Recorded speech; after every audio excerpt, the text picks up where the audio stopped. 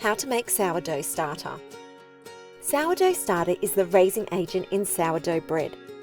You will need to begin the starter 7 days before making the bread. On day 1, combine 60 grams of wholemeal flour with 60 grams of lukewarm water in a medium sealable jar. Seal the jar and set aside in a warm draught-free place for 2 days. On day 3, transfer 60 grams of the starter to a clean bowl. Discard the remaining starter.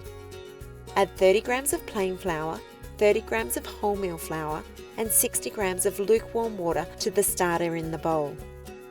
Mix with a chopstick or small spoon to stir until well combined.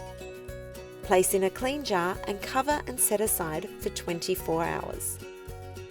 After 24 hours, repeat feeding the starter using 60 grams of the starter and combining with 30 grams of plain flour, 30 grams of wholemeal flour and 60 grams of lukewarm water.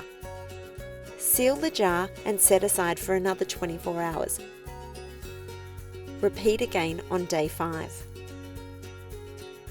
On day 6, repeat feeding the starter with more plain flour, wholemeal flour and water.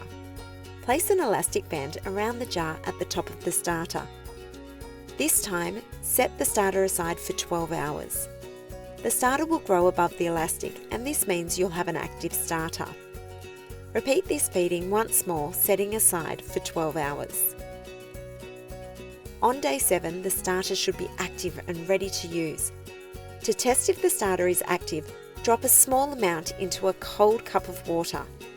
If it floats, it's ready to use. Sourdough starter is a vital part of sourdough bread making. With a little patience and care, you'll be on your way to creating delicious homemade bread.